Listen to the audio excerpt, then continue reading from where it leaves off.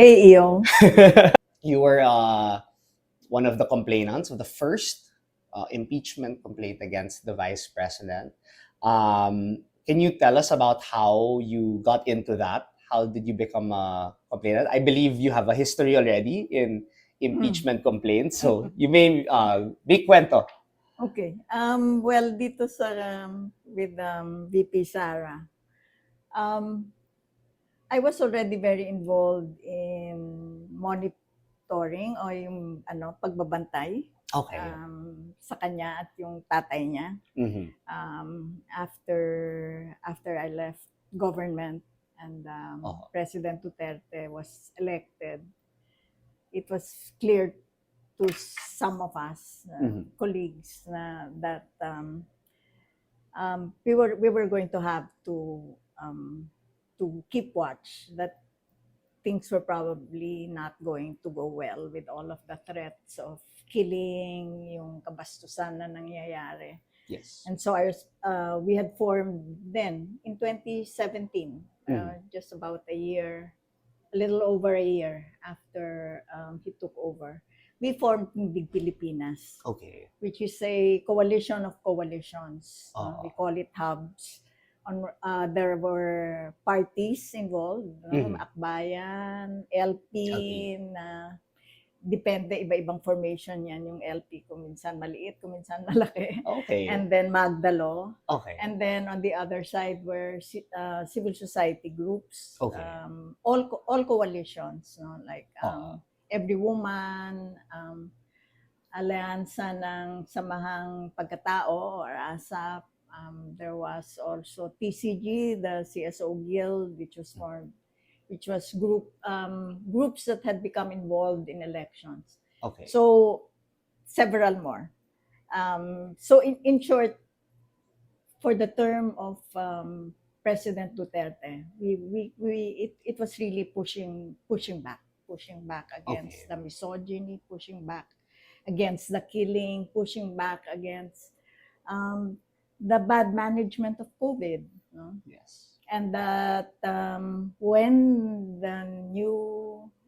he ended his term, there was still we felt a lot to be accounted for. That there had to be an accounting, that the things that had happened under his term you couldn't just let that pass. Yes. Okay. There had to be an accounting there. So we were in that mode, no? That we would need to watch the new government. Clearly, well, you would guess that I did not vote for the president. I campaigned for Lenny. Yes. We had our group, Big Pilipinas, had all campaigned for Lenny. But when he won, we said, well, we have to watch. We have to watch. It wasn't as clear as it was with Duterte, where almost everything he did, practically everything. I still can't think of anything that was, that you would really rise and support. But that we would have to watch. But that accountability, that could not be, you couldn't let that go. No? Just because he wasn't there anymore. Okay. Just because hindi ka na minumura araw-araw doesn't mean that it didn't mean that was nothing. That something had happened, something that needed redeeming, you could say. And so it was with that watch, and the vice president seeming not just seeming, but obviously not in the mode of accountability as well, and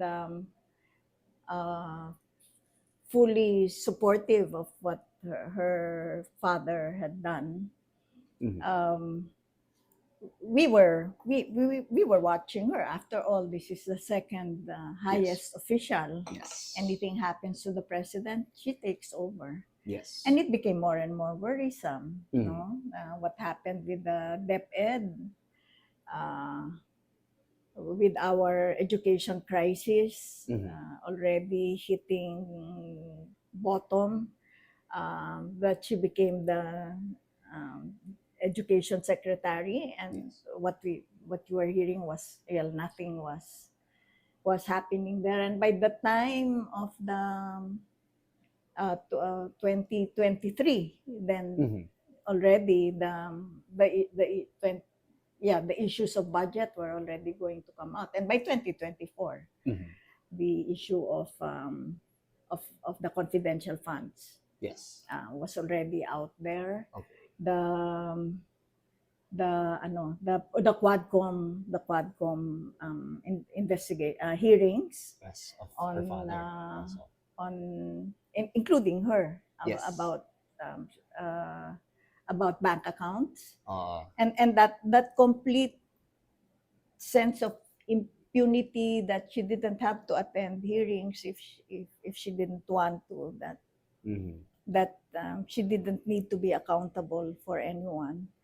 But I think the what really um, drew the line that had to be crossed was when she threatened, Threaten the president. I was gonna yeah, ask nga, like, threatened the was that president. was that must have been the turning point. Kasi Yes, a lot yes, of these things were building up. yeah, Eh. In yeah, the news, you saw a yeah, lot of yeah, congressional hearings.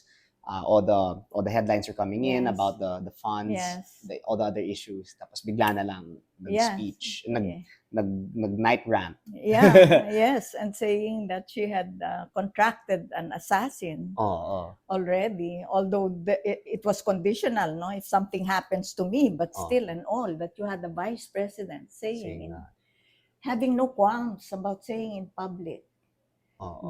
that she had contracted an assassin to kill someone, the president, no less. It was just, how can that be? How can you have a vice president in that frame of mind that thinks that that's all right? So we had a meeting Okay. shortly after that, about because all along there was already this. I mean, the only way, there are few officials in government that the only way to take them down is by impeachment. No? Okay, yes. Uh, the president, the vice president, and The Supreme Court, judiciary. the judiciary, yes. Yeah, Supreme Court.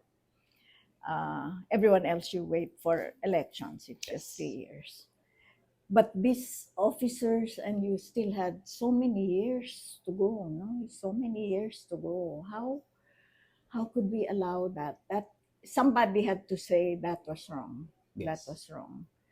Okay. And so when we came together, um, of course, there's always the consideration, knowing that impeachment is political, as they Mhm. say, it's a political act, and we know the high popularity Yes. of the father and the family. Mhm. Still, we said, most of us, all of us around the table, we all felt, we have to do the right thing. It cannot be that later down the road, later in history, people will look back at this time Mhm. and no one had stood up to say that was wrong. So we decided we would file an impeachment complaint. Oh, that's great. And I'm number one. I signed that, to sign that. And we were, we were conveners, some conveners of Tindig Pilipinas. We were joined by some religious, Okay. Father Flavi for one. Mhm. There were two nuns, I think, and Urban Poor. Oo. Urban Poor. It was just for us the right thing to do. I admire the courage because I understand that, making a stand like this would be very risky. I mean, Mm. not just for Yeah. the groups you're involved with, but also for yourself. Yeah. Have you experienced any backlash in the past few months ever since you filed the impeachment complaint, or was it not as pronounced? Maybe because we were a group. Um, but we had been already under under the in the radar of the anti people for Okay. a long time. Uh-huh. It wasn't the first time. It's not the first time for me. Okay. It's not the first time for me. I it's ano nga eh. People were saying, you know, definitely if this thing doesn't work, she'll get back at us. Mm. And she'll get back at us if she becomes president. I said by the time I'm 80 years old, Mm. I've when I had much more at stake, Oh. I I I I was able to stand up for it. It yeah, I see. it's always part of the choices that you make. There's always a risk. Oh. In a way, parang for me, I I'm I'm not a dangerous person. Eh. So Yeah, you look very peaceful and warm. so As a person. so when even people say you're ano, I said no, they should be smarter. They know they should be smarter. They know that I don't have any means of threatening. Yeah, you seem like a them. very nice person naman po. Yeah, so parang I don't know. People say, well, you know, but you should worry more. I don't think they'll waste. I don't think they'll waste time on me. But maybe that helps. Siguro To think I am not. They really shouldn't. Oo. Siguro I have moral. Oo, I have naman, moral. yes. I have moral courage. I have moral positions. I have moral suasion. Yes. But- Siguro the risk that people see in for your safety is because of the courageous stance. But other than that, your personality, very, very warm. Parang, your whole career was Yeah. was related to peace and promoting peace. No? Yeah, and there were times when I was doing that when I knew that there were real risks. Oh, yes. There were real risks. Then. Really. And we can get to that more later because I also want to ask about your career. No? Mhm. Kasi my podcast is also, we also want to target young people that want to explore different career paths. Mhm. So we'd like to hear your story more later. And a lot of the risks you were mentioning earlier. So you mentioned a while ago, going back to impeachment, you mentioned that there are a lot of different sectors Mhm. involved in this. Mhm. You have members of the church, members of Urban Poor, other civil society organizations are part of this. That speak to the kind of diversity in this endeavor. How important is diversity, or why is diversity of ideas important in coming up with action as drastic as this? But I think because we have to establish that it's not about us. It's not about, you know, if you're sabihin mo na bansagan na opposition. Opposition is galit lang talaga kay Duterte. You have to know that what's happening here, it's not just my lines being crossed, but that this is dangerous, it's damaging to the country, to a community of Filipinos, to the community of Filipinos. So that it couldn't be just one segment, one group of us. Although syempre like-minded. Yes. But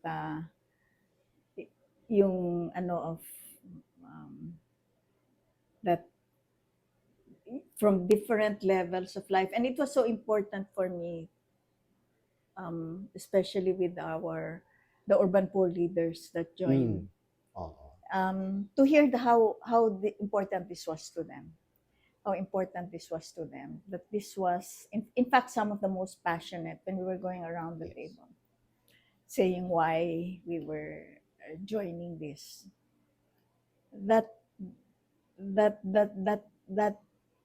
something was really disturbed in their in their frame na in their frame of mind, in the peace of their soul, their heart, Mhm. that this was something that they couldn't accept. People are saying it's not a bread and butter issue, Mhm. but some things are more important. Some things are more important, and they were saying that this was important for their sense of dignity, their sense of Yes. righteousness, their I sense see. of being able to stand up I understand. for something.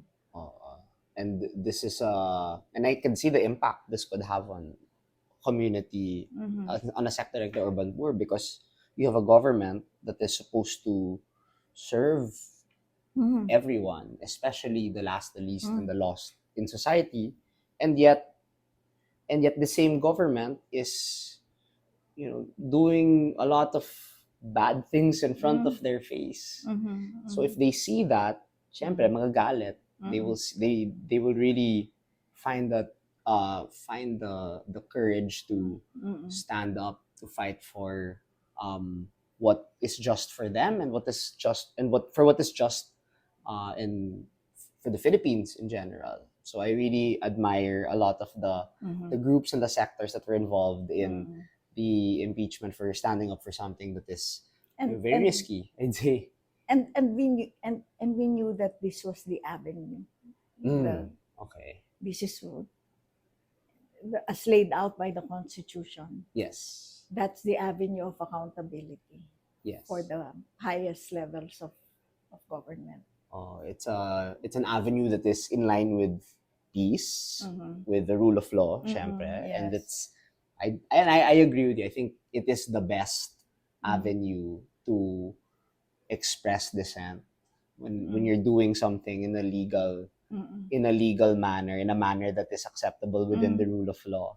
And that speaks to how much you and by extension me, we value peace in all of this. Hey there, thanks for watching the highlights of the Hey EO podcast. If you enjoyed, why don't you like this video and subscribe to my channel? You may also watch the full episode by clicking the clip in the middle.